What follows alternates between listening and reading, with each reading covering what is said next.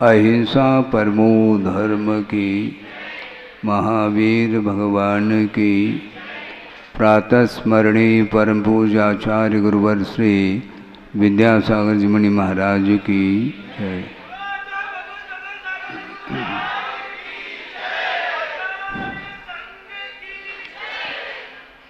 कर्मों की निर्जरा होती है, पुण्य का संचय होता है, बल्कि परंपरा से वह निर्माण के लिए भी कारण सिद्ध होता है। इस प्रसंग में एक श्लोक स्मरण में आ रहा है, वो आपके सामने रख करके 10-1 मिनट में इस विषय को स्पष्ट किया जा सकता है। श्लोक है, एकापि समर्थेयम जन भक्तिर दुर्गतिम निवारयितुम पुण्यानि च पूरयितुम दातुम मुक्तिश्रियम कृतिनः।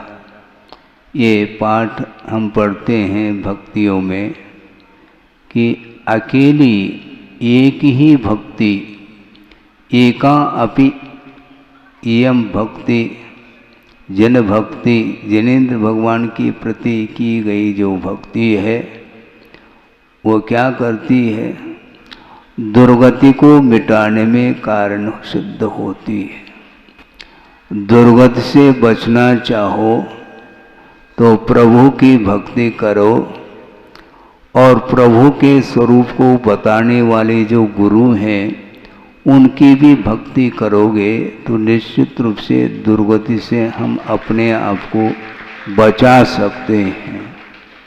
बहुत ज़्यादा गहरा ज्ञान नहीं है, मान लो कर्म सिद्धांत संबंधी, जीव सिद्धांत संबंधी भिन्न भिन्न अणुओं की अपेक्षा से गूढ़ तत्व का ज्ञान नहीं हो पा रहा है। इसलिए महाराज हम क्या करें, करना क्या है, आपको भी वही करना है जो हमें करना है। जिनेंद्र भगवान की भक्ति और गुरुदेव की भक्ति निरंतर करते रहिएगा, किंतु प्रतिफल के रूप में मुझे कुछ नहीं चाहिए, क्योंकि प्रभु बनना या लक्ष्य होना चाहिए। प्रभु की, गुरु की आराधना जो की जाती है वह निरपेक्ष भाव के साथ ही की जाती है, कोई उसमें अपेक्षा नहीं रहती है। क्योंकि संसारी प्राणी को और कुछ अपेक्षा नहीं सिवाय राग के। वो राग को पसंद करता है, और वीतरागी प्रभु के चरणों में जाने के बाद भी हमें राग ही यदि इष्ट है तो भगवान क्या कर पाएंगे इसमें, जबकि उनकी चरणों में जाकर के उनकी आराधना करने के लिए हम तत्पर हैं। उसके पीछे लक्ष्य एक ही होना चाहिए, कर्म क्षयार्थम।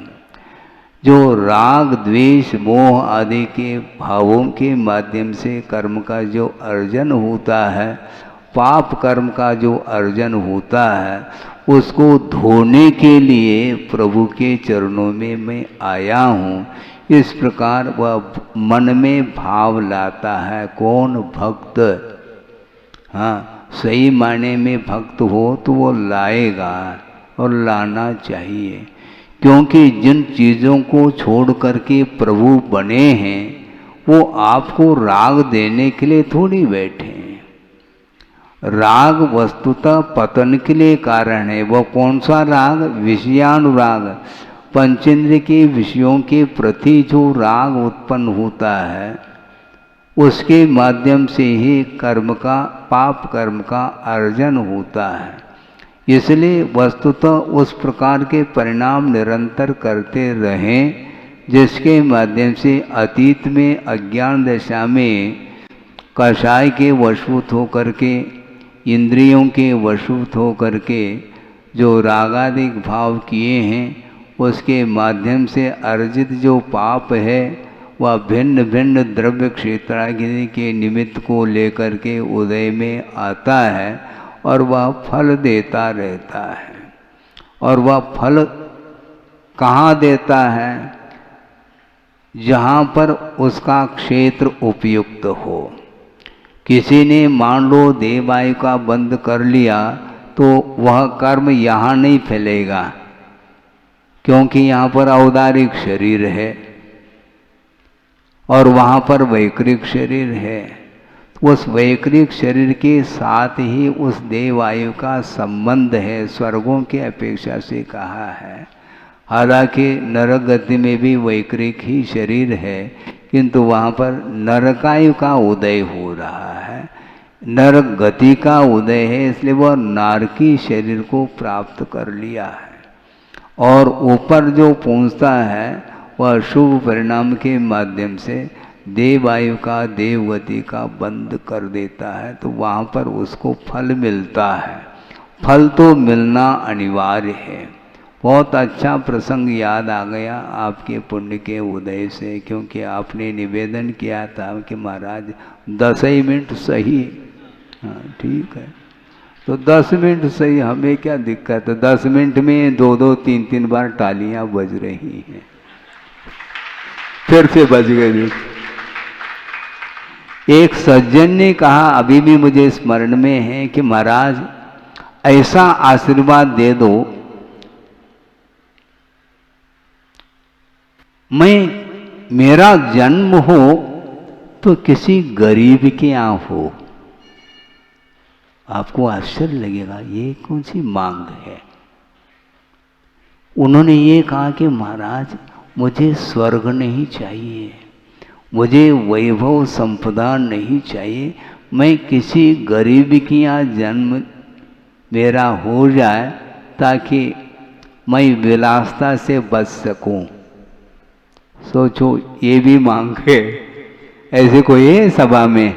सभा में तो यही कहेंगे महाराज हमें सब स्वर्ग कब मिलेगा, तो मरे बिना स्वर्ग नहीं मिलता, ये भी उतना ही सत्य है। स्वर्ग में जाकर के करोगे क्या? वहाँ पर सिवाय विलासता के और कुछ भी नहीं है। जो सासे पुण्य का अर्जन करके चला जाता है, विशेष इंद्र आदि के पद को प्राप्त करके जो सम्यक दृष्टि होता है, उस वैभव का उपभोग करने के उपरांत भी उसका पुण्य क्षीण नहीं होता। यहाँ पर पुनः मनुष्य पर्याय को प्राप्त करके भी कोई चक्रवर्ती, कोई तीर्थंकर आदि बड़े बड़े पद को प्राप्त कर लेते हैं। इस प्रकार विशिष्ट जो है पुण्य का अर्जन जो होता है वह त्याग के माध्यम से होता है। तो उस व्यक्ति का ये कहना था कि महाराज मैं किसी गरीबी के यहाँ जन्म ले लूँ तो ज़्यादा अच्छा है।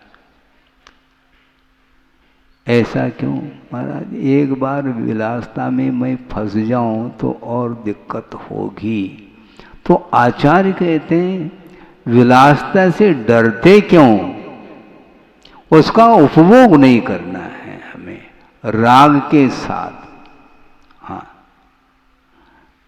राग के साथ जो वैभव का उपभोग करता है तो उसका निश्चित पतन है। और सम्यक दृष्टि जो होता है स्वर्गों में भी, वह इसी सुराख में रहता है, इसी प्रतीक्षा में रहता है कि भगवान कब यह शरीर छूट जाए और कब मैं वहाँ पर मनुष्य जीवन को प्राप्त करके मुनि बन जाऊँ। इस प्रकार भाव उसके अंदर आते हैं। इसलिए विषयों के माध्यम से ही कर्म का बंध होता है, और बंधा हुआ जो कर्म है उसकी निर्जना करने के लिए विशेष तप करने की क्षमता नहीं भी है, तो अकेली वह जिनेंद्र भगवान की प्रति की गई भक्ति दुर्गति को बचाती है। दुर्गति से बचना चाहो तो देव गुरु शास्त्र की भक्ति करो। भक्ति में ये ताकत है, भक्ति में ये उसकी महिमा गाई गई है। और पुण्यानि च पूरयितुम अपि इयम एका भक्ति समर्था। जिनेंद्र भगवान के प्रति की गई जो भक्ति है वह पुण्य को पूर्ति रहती है। पुण्य की पूर्ति उसके माध्यम से होती है। और दूसरी बात क्या है? दातुम मुक्ति श्रियम कृतिना, मोक्ष को देने की क्षमता भी जिनेंद्र भगवान की भक्ति में है। वो सारा का सारा श्रेय आप ही लोगों को जाना है, हाँ, और हम भी शामिल होंगे दर्शन में, हाँ? बिल्कुल। हम तो बिना दान दिए हम भाग लेंगे उसमें, जिनेंद्र भगवान की भक्ति में और जिनेंद्र भगवान की दर्शन में हम आएंगे और अच्छे तरीके से भक्ति करेंगे, हाँ? कोई ये कह सकता है कि महाराज आपको यह पुण्य का संचय कैसे हो रहा है? अच्छे क्वालिटी का संचय कर सकता हूँ महाराज, आपने कुछ दिया ही नहीं, हाँ, पुण्यानुभूति। ध्यान रखो, मैंने दिया नहीं किंतु समर्थन, दान का जो समर्थन, जो देने वाला दाता है, जो अनुमोदन करता है, समर्थन करता है, दान के उपदेश के बारे में भी आगम के अनुरूप विचार रखता है, तो उसके माध्यम से भी पुण्य का संचय होता है। और अच्छे क्वालिटी का पुण्य का संचय हम बिना दिए कर सकते हैं और कर रहे हैं। और आप लोगों ने ये श्रम करके विषयों के प्रति जो लगाव था उसको कम करके आपने लगाया है, बहुत अच्छा कार्य किया है। इसी प्रकार के धार्मिक कार्य में योगदान आप लोगों का होना चाहिए। इसके माध्यम से भी धर्म की वह परंपरा हमेशा बनी रहेगी। पंचम काल के अंत तक जिनबिंब के दर्शन होंगे और पूजन पाठ करने का भी अवसर मिलेगा, जाप वगैरह भी आप देंगे। ये सब कुछ क्या है? ये गुरुदेव का सोच विचार तो देखो, वो आरसीसी मंदिर के पक्ष में नहीं रहे। नहीं रहे का इसका अर्थ क्या? उसके पीछे आशय ये है कि आरसीसी वर्क जो होता है उसकी जो उसकी जो लाइफ है वो बहुत कम है। और ये हजारों साल के लिए ये पाषाण निर्मित जो जिनालय हैं, ऐसा लगता है कि आज ही बने हों इस प्रकार। इसलिए दूरदृष्टि इसी को बोलते हैं। इस प्रकार जगह जगह पाषाण निर्मित जिनालय का निर्माण करने के लिए गुरुदेव ने जो प्रेरणा दी है और समाज को प्रोत्साहित किया है, उसके माध्यम से चाहे वो कुंडलपुर हो, चाहे अमरकंटक हो, नेमावर हो, चाहे वह रामटेक हो, चाहे नागपुर हो, हैं, हाँ, बीना बारा हो, इसी प्रकार अन्यत्र और भी जो है उनके प्रकल्प हैं। उन प्रकल्पों को आप लोगों को पूर्ण करना है, वित्त की अपेक्षा से कह रहा हूँ, हाँ, क्योंकि अपने पास वित्त नहीं है। किंतु वित्त के दो अर्थ होते हैं कि वित्त का अर्थ सम्यक ज्ञान होता है और वित्त का अर्थ भी होता है। आप अर्थ लगाओ, हम ज्ञान का प्रयोग करते हैं और इसके माध्यम से धर्म की प्रभावना निरंतर बनी रहे। और गुरुदेव का स्मरण करते हुए इस प्रकार के जो धार्मिक कार्य करेंगे तो आगे भी इसी प्रकार की परंपरा को कायम रखने के लिए और भी लोग आगे उत्साहित होकर के आ सकते हैं और भगवान की भक्ति करते हुए अपने जीवन को उज्ज्वलतम बनाया जा सकता है। बनाने के लिए ही इस प्रकार के आगम में ये सब विषय दिए हैं और उसी में से एकाध श्लोक दे करके हमने आपके सामने कुछ विषय रखा है। मैं अपने तरफ से कुछ नहीं रखता हूँ, किंतु जो आगम में लिखा है उसको स्मरण करने से सबके लिए भी वह विषय ग्राह्य हो सकता है और कालांतर में इसी विषय को स्मृति का विषय बनाते हुए अपने परिणामों को उज्जवल बनाने का पुरुषार्थ करेंगे। अहिंसा परमो धर्म की जय।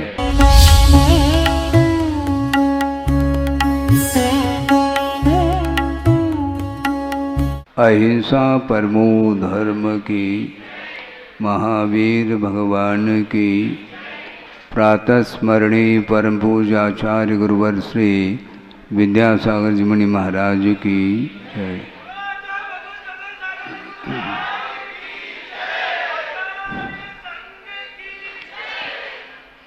कर्मों की निर्जरा होती है, पुण्य का संचय होता है, बल्कि परंपरा से वह निर्माण के लिए भी कारण सिद्ध होता है। इस प्रसंग में एक श्लोक स्मरण में आ रहा है, वो आपके सामने रख करके 10-1 मिनट में इस विषय को स्पष्ट किया जा सकता है। श्लोक है, एकापि समर्थेयं जन भक्तिर दुर्गतिम निवारयितुं पुण्यानि च पूरयितुं दातुं मुक्तिश्रियं कृतिनः। ये पाठ हम पढ़ते हैं भक्तियों में कि अकेली एक ही भक्ति, एका अपि इयं भक्ति, जन भक्ति, जिनेंद्र भगवान की प्रति की गई जो भक्ति है वो क्या करती है, दुर्गति को मिटाने में कारण सिद्ध होती है। दुर्गति से बचना चाहो तो प्रभु की भक्ति करो, और प्रभु के स्वरूप को बताने वाले जो गुरु हैं उनकी भी भक्ति करोगे तो निश्चित रूप से दुर्गति से हम अपने आप को बचा सकते हैं। बहुत ज़्यादा गहरा ज्ञान नहीं है, मान लो कर्म सिद्धांत संबंधी, जीव सिद्धांत संबंधी भिन्न भिन्न अणुओं की अपेक्षा से गूढ़ तत्व का ज्ञान नहीं हो पा रहा है। इसलिए महाराज हम क्या करें, करना क्या है, आपको भी वही करना है जो हमें करना है। जिनेंद्र भगवान की भक्ति और गुरुदेव की भक्ति निरंतर करते रहिएगा, किंतु प्रतिफल के रूप में मुझे कुछ नहीं चाहिए, क्योंकि प्रभु बनना या लक्ष्य होना चाहिए। प्रभु की, गुरु की आराधना जो की जाती है वह निरपेक्ष भाव के साथ ही की जाती है, कोई उसमें अपेक्षा नहीं रहती है। क्योंकि संसारी प्राणी को और कुछ अपेक्षा नहीं सिवाय राग के। वो राग को पसंद करता है, और वीतरागी प्रभु के चरणों में जाने के बाद भी हमें राग ही यदि इष्ट है तो भगवान क्या कर पाएंगे इसमें, जबकि उनकी चरणों में जाकर के उनकी आराधना करने के लिए हम तत्पर हैं। उसके पीछे लक्ष्य एक ही होना चाहिए, कर्मक्षयार्थम। जो राग द्वेष मोह आदि के भावों के माध्यम से कर्म का जो अर्जन होता है, पाप कर्म का जो अर्जन होता है, उसको धोने के लिए प्रभु के चरणों में मैं आया हूँ। इस प्रकार वह मन में भाव लाता है। कौन? भक्त। हाँ, सही मायने में भक्त हो तो वो लाएगा, और लाना चाहिए। क्योंकि जिन चीज़ों को छोड़ करके प्रभु बने हैं वो आपको राग देने के लिए थोड़ी बैठे हैं। राग वस्तुतः पतन के लिए कारण है। वह कौन सा राग? विषयानुराग। पंचेंद्र के विषयों के प्रति जो राग उत्पन्न होता है उसके माध्यम से ही कर्म का, पाप कर्म का अर्जन होता है। इसलिए वस्तुतः उस प्रकार के परिणाम निरंतर करते रहें जिसके माध्यम से अतीत में अज्ञान दशा में कषाय के वशभूत होकर के, इंद्रियों के वशभूत होकर के जो रागादिक भाव किए हैं उसके माध्यम से अर्जित जो पाप है वह भिन्न भिन्न द्रव्य क्षेत्राग्नि के निमित्त को लेकर के उदय में आता है और वह फल देता रहता है। और वह फल कहाँ देता है? जहाँ पर उसका क्षेत्र उपयुक्त हो।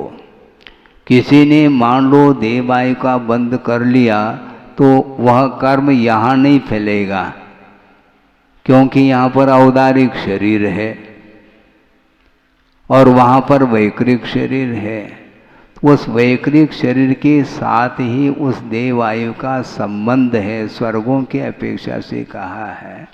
हालांकि नरक गति में भी वैकृक ही शरीर है, किंतु वहाँ पर नरकायु का उदय हो रहा है, नरक गति का उदय है, इसलिए वह नारकी शरीर को प्राप्त कर लिया है। और ऊपर जो पहुँचता है वह शुभ परिणाम के माध्यम से देवायु का देवगति का बंद कर देता है, तो वहाँ पर उसको फल मिलता है। फल तो मिलना अनिवार्य है। बहुत अच्छा प्रसंग याद आ गया आपके पुण्य के उदय से, क्योंकि आपने निवेदन किया था कि महाराज 10 ही मिनट सही। हाँ ठीक है, तो 10 मिनट सही, हमें क्या दिक्कत है? 10 मिनट में 2-2, 3-3 बार तालियां बज रही हैं, फिर से बज गई। एक सज्जन ने कहा, अभी भी मुझे स्मरण में है, कि महाराज ऐसा आशीर्वाद दे दो, मेरा जन्म हो तो किसी गरीब के यहाँ हो। आपको आश्चर्य लगेगा, ये कौन सी मांग है? उन्होंने ये कहा कि महाराज मुझे स्वर्ग नहीं चाहिए, मुझे वैभव संपदा नहीं चाहिए, मैं किसी गरीब के यहाँ जन्म मेरा हो जाए ताकि मैं विलासता से बच सकूं। सोचो, ये भी मांग है। ऐसे कोई है सभा में? सभा में तो यही कहेंगे महाराज हमें सब स्वर्ग कब मिलेगा, तो मरे बिना स्वर्ग नहीं मिलता, ये भी उतना ही सत्य है। स्वर्ग में जाकर के करोगे क्या? वहाँ पर सिवाय विलासता के और कुछ भी नहीं है। जो सात से पुण्य का अर्जन करके चला जाता है, विशेष इंद्र आदि के पद को प्राप्त करके जो सम्यक दृष्टि होता है, उस वैभव का उपभोग करने के उपरांत भी उसका पुण्य क्षीण नहीं होता। यहाँ पर पुनः मनुष्य पर्याय को प्राप्त करके भी कोई चक्रवर्ती, कोई तीर्थंकर आदि बड़े बड़े पद को प्राप्त कर लेते हैं। इस प्रकार विशिष्ट जो है पुण्य का अर्जन जो होता है वह त्याग के माध्यम से होता है। तो उस व्यक्ति का ये कहना था कि महाराज मैं किसी गरीबी के यहाँ जन्म ले लूँ तो ज़्यादा अच्छा है। ऐसा क्यों महाराज? एक बार विलासता में मैं फंस जाऊं तो और दिक्कत होगी। तो आचार्य कहते हैं विलासता से डरते क्यों? उसका उपभोग नहीं करना है हमें राग के साथ। हाँ, राग के साथ जो वैभव का उपभोग करता है तो उसका निश्चित पतन है। और सम्यक दृष्टि जो होता है स्वर्गों में भी वह इसी सुराख में रहता है, इसी प्रतीक्षा में रहता है कि भगवान कब यह शरीर छूट जाए और कब मैं वहाँ पर मनुष्य जीवन को प्राप्त करके मुनि बन जाऊँ। इस प्रकार भाव उसके अंदर आते हैं। इसलिए विषयों के माध्यम से ही कर्म का बंध होता है और बंधा हुआ जो कर्म है उसकी निर्जरा करने के लिए विशेष तप करने की क्षमता नहीं भी है। तो अकेली वह जिनेंद्र भगवान के प्रति की गई भक्ति दुर्गति को बचाती है। दुर्गति से बचना चाहो तो देव गुरु शास्त्र की भक्ति करो। भक्ति में ये ताकत है, भक्ति में ये उसकी महिमा गाई गई है। और पुण्यानि च पूरयितुम अपि इयम एका भक्ति समर्था। जिनेंद्र भगवान के प्रति की गई जो भक्ति है वह पुण्य को पूर्ति रहती है, पुण्य की पूर्ति उसके माध्यम से होती है। और दूसरी बात क्या है, दातुम मुक्ति श्रियम कृतिना, मोक्ष को देने की क्षमता भी जिनेंद्र भगवान की भक्ति में है। और सारा का सारा श्रेय आप ही लोगों को जाना है, हाँ, और हम भी शामिल होंगे दर्शन में, हाँ?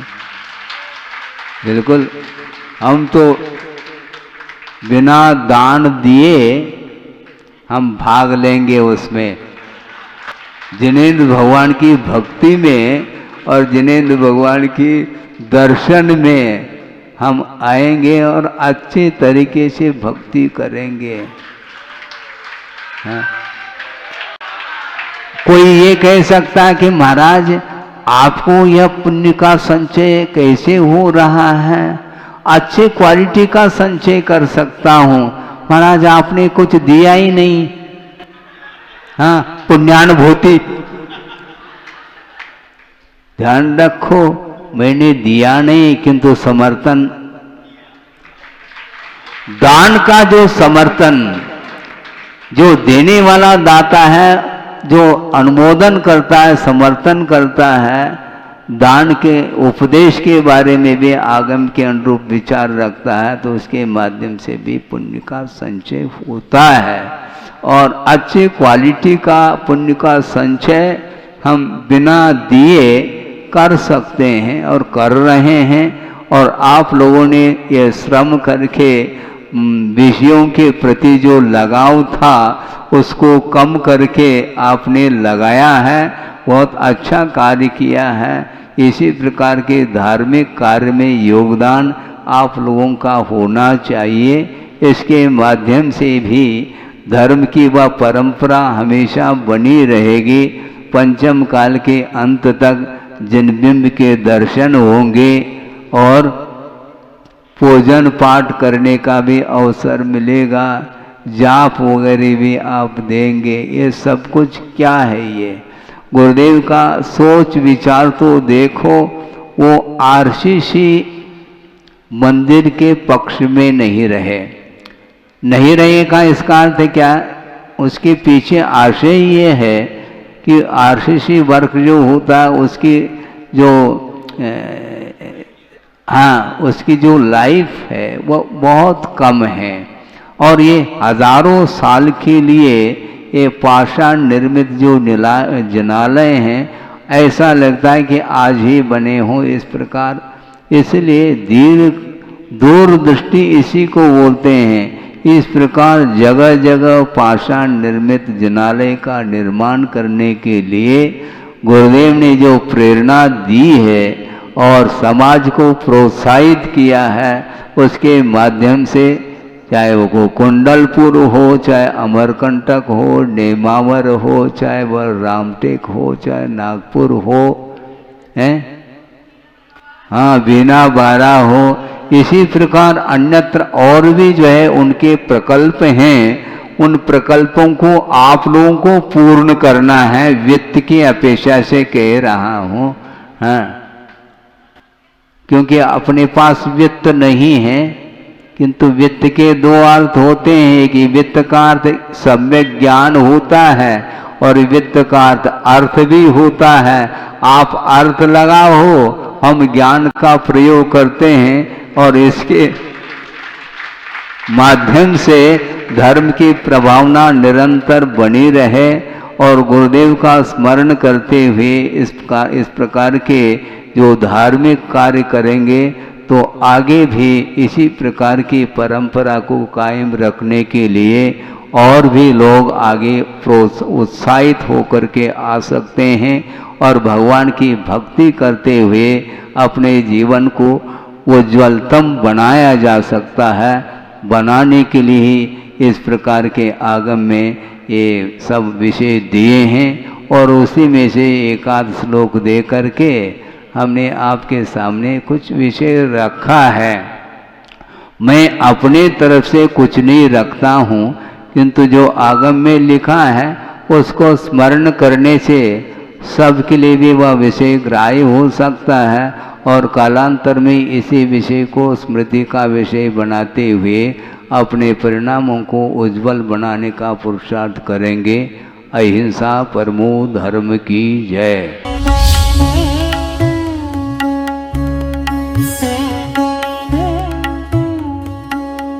परम पूज्य संत शिरोमणि आचार्य श्री विद्यासागर जी महाराज भारतीय श्रमण संस्कृति के एक ऐसे महान साधक थे जिनके ज्ञान, ध्यान और तप की चर्चा युगों युगों तक सारे विश्व में होती रहेगी। किसी ने उन्हें चलता फिरता तीर्थ कहा तो किसी ने तीर्थंकर, पर सच में तो वे चारित्र, ज्ञान, तप और वात्सल्यता में ऐसे श्रेष्ठ संत थे जिन्होंने भारतीय संस्कृति के संरक्षण और संवर्धन के साथ साथ सदैव सामाजिक समरसता का पक्ष लिया और अपने प्रभाव और प्रताप से जैन ही नहीं बल्कि विभिन्न धर्मों को मानने वाले लाखों करोड़ों लोगों के दिलों में अपना स्थान बना लिया। किंतु आज जब आचार्य भगवान देह रूप में हमारे साथ नहीं हैं, लेकिन उनके जैसे ही कठोर तपश्चर्या एवं प्रबल अनुशासन से पल्लवित संस्कारों की झलक देखने को मिलती है, उनके प्रथम आज्ञानुवर्ती शिष्य परम पूज्य नवाचार्य श्री 108 समय सागर जी महाराज में, जो उनके बताए मार्ग पर चलते हुए आज विश्व में धर्म की महती प्रभावना कर रहे हैं। आइए देखते हैं संत शिरोमणि आचार्य श्री 108 विद्यासागर जी महाराज के जन्म के 12 वर्ष बाद उन्हीं पुण्यवान माता के गर्भ से शरद पूर्णिमा के ही पावन पर्व पर जन्मे परम पूज्य नवाचार्य श्री 108 समय सागर जी महाराज की संयम पूर्ण जीवन यात्रा। आचार विचार हो या व्यवहार, तपश्चरण हो या संस्कार या फिर हो व्यक्तित्व की बात, परम पूज्य नवाचार्य श्री 108 समय सागर जी महाराज प्रत्येक दृष्टि से साक्षात आचार्य भगवान की प्रतिलिपि कहे जा सकते हैं। और हो भी क्यों ना, आखिर जन्म देने वाले माता पिता तो एक ही हैं, और फिर इसे एक विचित्र संयोग कहें या फिर मलप्पा जी और श्रीमती जी के पूर्व भवों का पुण्योदय, जो उन्हें 27 अक्टूबर सन 1958 को शरद पूर्णिमा के ही पावन पर्व पर पुनः एक बालक के माता पिता बनने का सौभाग्य प्राप्त हुआ। 6 भाई बहनों में सबसे छोटे किंतु शांत प्रवृत्ति के इस बालक का नाम शांतिनाथ रखा गया। शांतिनाथ जैन बाल्यावस्था से ही पढ़ने लिखने में तो कुशाग्र थे ही, लेकिन जैसे जैसे समय बीतता गया वैसे वैसे उनकी रुचि धर्म और आध्यात्म में बढ़ने लगी, और इसी अभिरुचि के कारण ही मात्र 17 साल की उम्र में ही शांतिनाथ जा पहुँचे राजस्थान स्थित श्री महावीर जी में विराजमान आचार्य श्री विद्यासागर जी की शरण में, जहां 2 मई 1975 को आचार्य श्री ने शांतिनाथ जी की प्रार्थना स्वीकार कर उन्हें ब्रह्मचर्य व्रत दे दिया। ब्रह्मचर्य व्रत धारण करते ही ब्रह्मचारी शांतिनाथ जी दिन रात गुरु सेवा और धर्म ध्यान में तल्लीन हो गए। संयम व्रत को धारण कर तप और साधना के निर्मल पथ पर चल रहे ब्रह्मचारी शांतिनाथ ने केवल 5 वर्ष की अल्प अवधि में ही वैराग्य पथ के विभिन्न सोपानों को पार कर अपनी योग्यता से आचार्य भगवान को प्रभावित कर लिया, जिसका पारितोषिक मिला उन्हें मुनि दीक्षा के रूप में।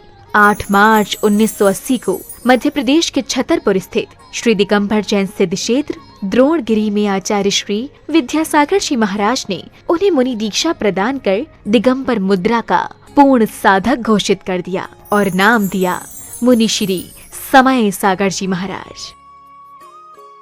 मुनि दीक्षा के उपरांत मुनि श्री समय सागर जी महाराज ने कुछ वर्षों तक आचार्य श्री के संग में रहकर अध्ययन और अध्यापन किया। तत्पश्चात गुरु आज्ञा से पृथक संघ के नायक बनकर देश भर में विहार करते हुए धर्म प्रभावना करने लगे। अपने सानिध्य में कई पंच कल्याणक एवं विधान आदि धार्मिक अनुष्ठान संपन्न कराने के साथ ही उन्होंने अपनी लेखनी से कन्नड़, हिंदी, संस्कृत और मराठी भाषाओं में कई शास्त्रों की रचनाएं भी की।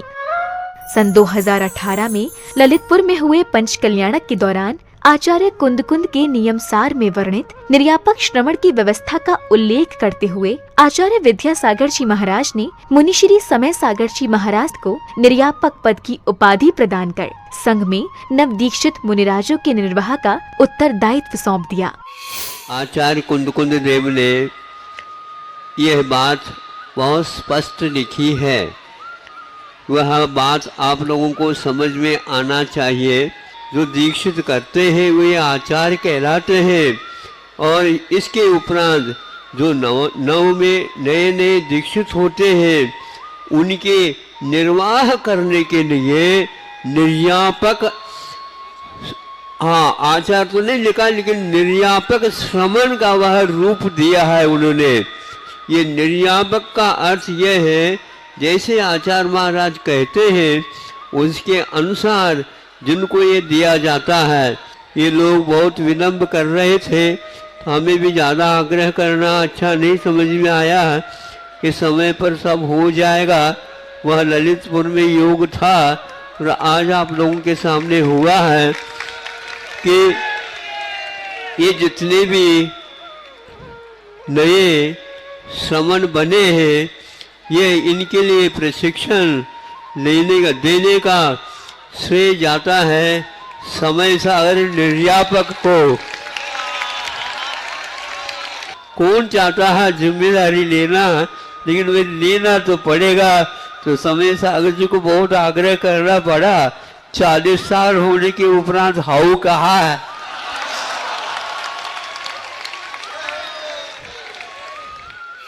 समय अपनी गति से चलता रहा। छत्तीसगढ़ के डोंगरगढ़ स्थित चंद्रगिरी तीर्थ में विराजमान आचार्य श्री विद्यासागर जी महाराज ने 6 फरवरी के ही दिन आचार्य पद के लिए निर्यापक श्रमण मुनि श्री समय सागर जी महाराज को चुन लिया एवं अपनी समाधि से 3 दिन पूर्व 15 फरवरी 2024 को आचार्य पद का त्याग कर पूर्ण संलेखना की ओर अग्रसर हो गए।